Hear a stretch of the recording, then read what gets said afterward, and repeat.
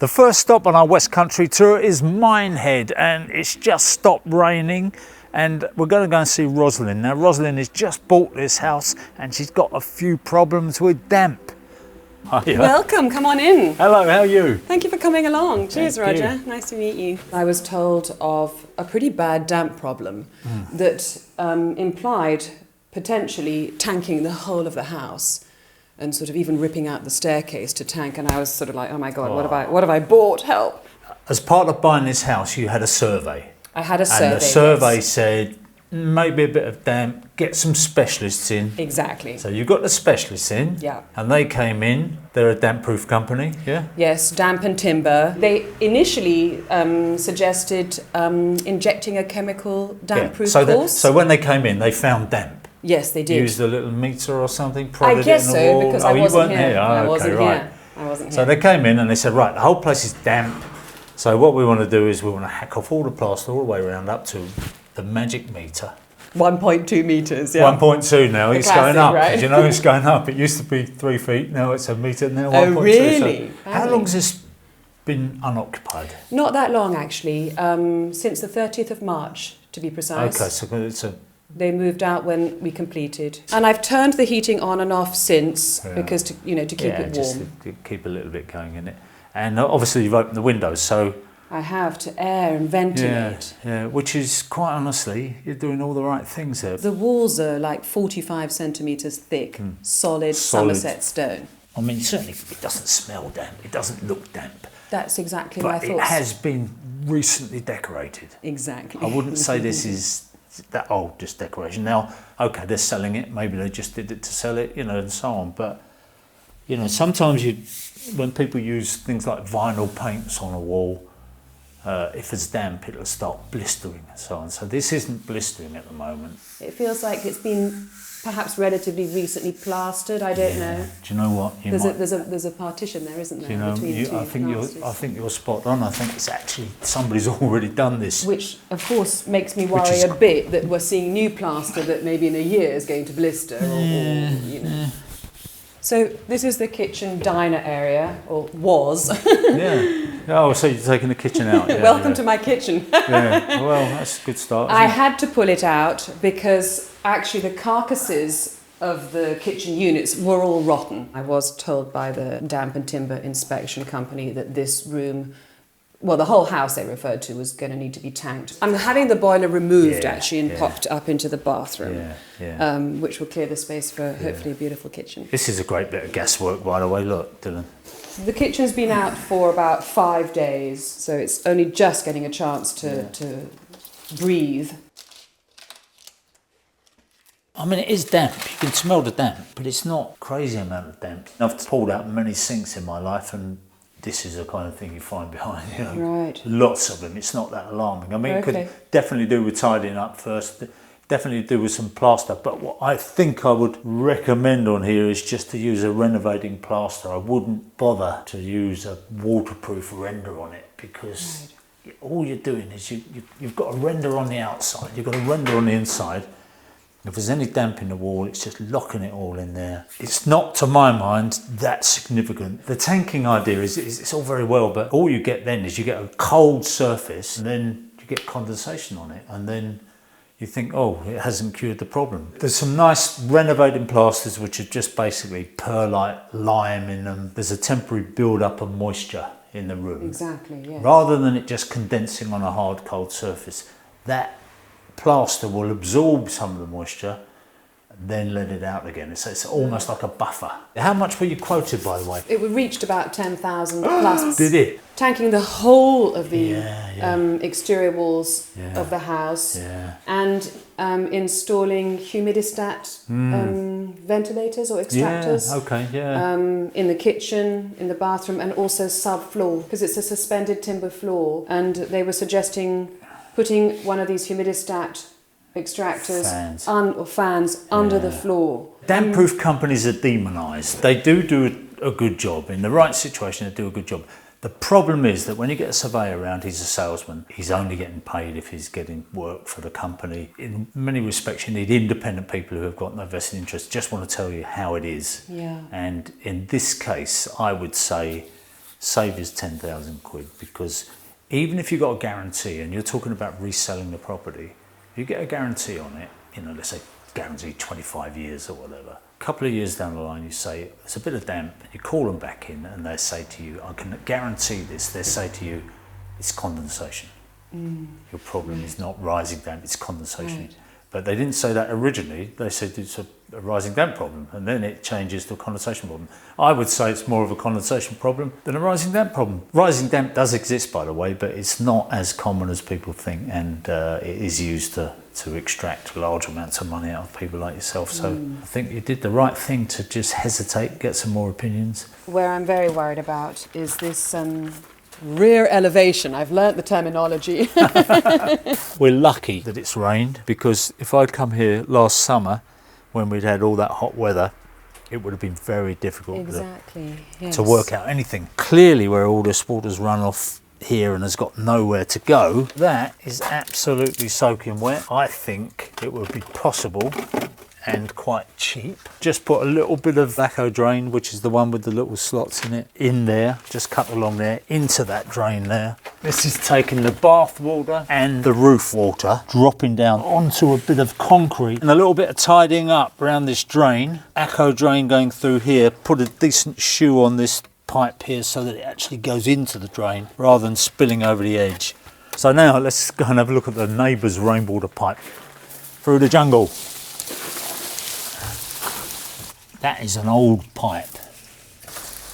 David Bellamy. Do you remember David Bellamy? Oh, blimey. Sorry. I don't know what that was.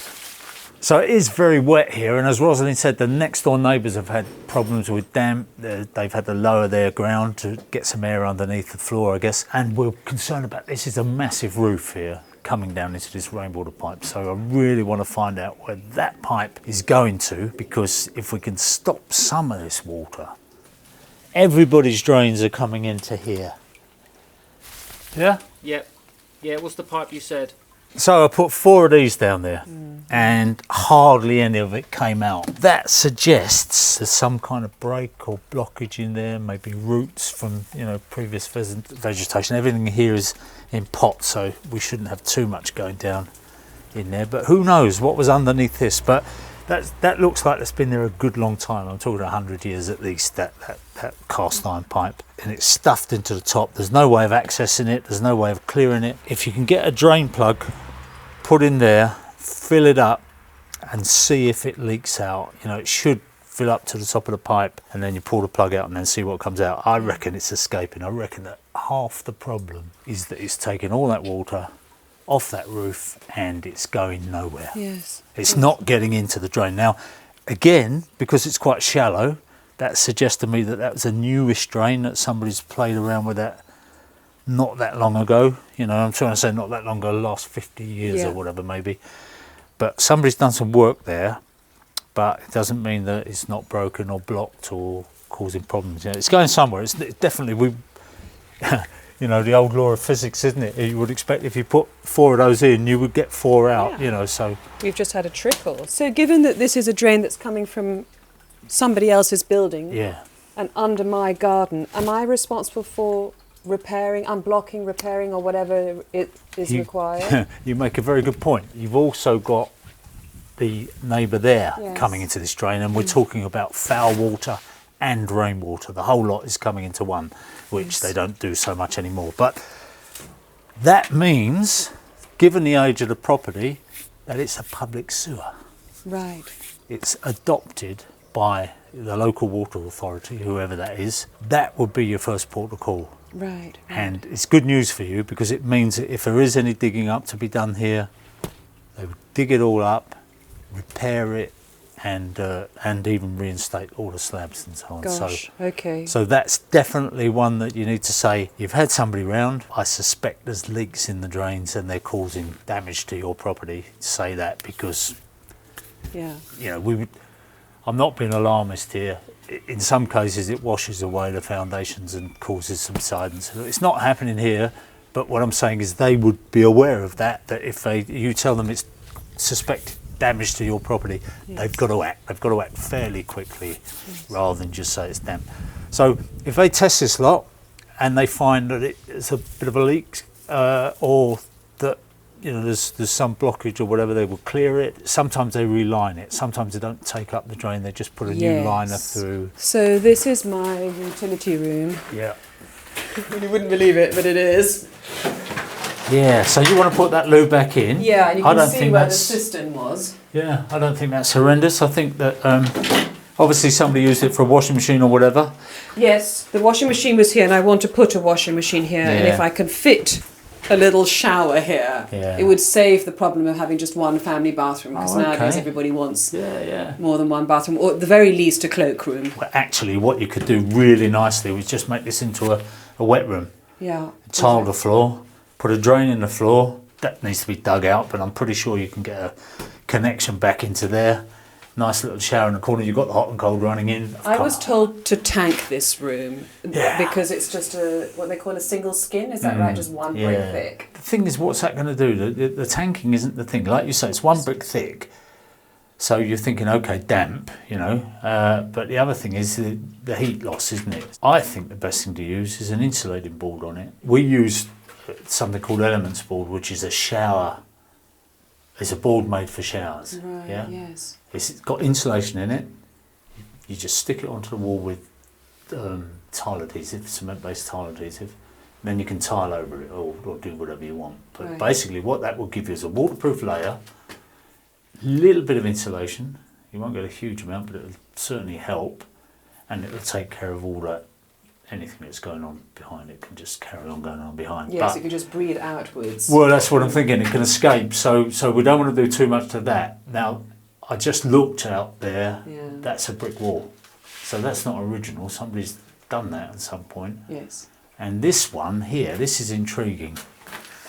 Because what they've done here, it looks quite nice, but it is a very plasticky sounding stuff. It's not like a normal render, is it? It's that's not Sounds a bit odd. That's not a sand and cement. That's somebody's put some kind of plastic coating on the wall there. And again, you would say, okay, that could be trapping in moisture. I wouldn't worry about it, actually. I'd leave it because it is shedding the rain.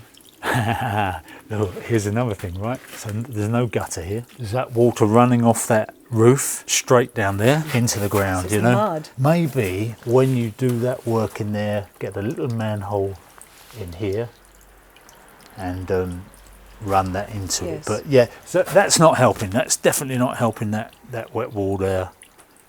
But again, I wouldn't bother tanking because I think once you get rid of that, you can have a fairly dry room. And if this is going to be a shower, you want to put an extractor fan in there. The one thing that you did mention in that survey that they talked about putting fans in with humidistats. Yes. And I think that's a good idea anyway, generally in a house. If the moisture level rises, fans kick in, clear the moisture out. Yeah. There's the air brick under the floor, isn't it? You're just about all right. Yes, it's under the floorboards, right? They need a bit of poking and stuff. And yeah, the ones at you the know front what? I was thinking that. I was wondering whether maybe chop it out, put in a new grade. another one, which is slightly more airflow. Yeah. So the render here, you can see Sandstone, is it? Yeah, Somerset sandstone. It's all pretty solid, isn't it? You can sort of hear the hollow sound. Yeah. I've been told various things actually. I've been told to patch up, but that is a sort of halfway house because you're putting sort of good with bad and then it may just not do the job. I've been told to perhaps render up to the windowsill level because from just the make a windowsill nice joint. it might be okay beyond. And I've also been told that, well, by the time you're at the windowsill, you might as well do the whole lot. I would suggest patching it. I would suggest this bit here, you could put some new render on it, just cut it, with an angle grinder so just get a decent line, replace that bit, and if in the future you get rich and you've got a bit of spare money, then you can think about tackling the whole lot. And again, you can hack off the bad bits and patch them up, and what I just said about them not matching, then go over the whole lot, all of it, with that. They do a coating now to cover over pebble dash that just gives you a smooth finish. So you would end up with not a pebble dash front, which wouldn't match your neighbours, Yeah. but just a plain render front, which might look all right. But Yes. you could do that, or you could bite the bullet and just hack the whole lot off. I mean, quite honestly, they'd hack this lot off in a day, so it's not horrendous. And then go for one of the bagged products, the lime-based, the company we use, EWI Store. They sell all these bagged render products, which have got colour in them as well. Yes, I heard about that. So you don't need to paint it. Just put those on. It will allow the moisture to escape if there's any moisture in the wall, but it doesn't look to me like there's anything terrible going on. When I saw the photographs of this, I thought, oh dear, it might be a little bit porous, but it's pretty solid old stuff, isn't it? Yeah. This, can you see what the problem is here? Blocked. Yeah, exactly that. That's it. You've got it in one. We've got all the water from that side of the roof. Yeah, yeah. And probably a bit of your neighbours as well. Because we're down, we're on a slope. It tends to work that way. Once you've sorted out the external drainage problems, and all you need is a good local builder. You don't need anybody fancy, any of these big companies, because they tend to be quite expensive. You get some local diligent builder, ask around, find who the good guys are around here, and get them in, and they'll be able to take care of those little bits. But yeah, for this, I would patch this up. I would get the bagged render I'm talking about, cut this off, patch it up. You haven't got enough air bricks here, have you? You've got one there. There's one there which is quite blocked up. I'd probably hack it out, and I'd probably put in the new air brick there. Do I need to lower the ground there, do you think? Is it a bit high? Yeah, it would help. That thing they said about putting fans under the floor, okay, it's a great idea if you have to, but well, back in the day, nobody bothered. I mean, when this house was built, all they relied on is natural ventilation. Yep. And it's been standing since 1911. Yeah. Oh, look, there's one here, one down there. It looks totally blocked up It's amazing, isn't it, how many of these air bricks were doing a great job and then somebody got some horrible bitumen paint or something, put it on there, that's the result. So yeah, clear that one or renew it. Maybe renew it perhaps, it's easy, isn't it? Smash that one out with a hammer, get a nice terracotta one in there. Yeah, just tap that render around the corner there, and that is a bit hollow sounding in places. The fact that it's sitting on this surface and that surface, it's not unusual for it to part company with the substrate. So long as it's not falling off. Right. It's not doing any harm, the fact it's not actually... Yes, or causing perhaps penetrating damp. No, I don't think so. I think, there were cracks here, but there isn't any. On a scale of 10 being the worst damp house I've ever seen. Interesting, yes. 1 being, or whatever, I don't think you're anywhere above 3. Really? Yeah, Really? My goodness. So there's often a lot to get your head round when you're buying a new home, and Rosalind has certainly got a few things to consider there. I hope she found our visit worthwhile. Actually, I called up with her later on, and she told me that she had been in touch with Wessex Water, and they were really helpful in sorting out that drain problem for her. So I reckon once she gets rid of that, then I think the damp will disappear of its own accord. So saved her a few quid there, which she can spend on getting the other things fixed up. Now with Minehead in our rearview mirror, we're heading into deepest Cornwall to visit a barn conversion. So keep up with this series, there's a lot more to come, and we're going to be making further visits around the country as and when we can find the time and the money.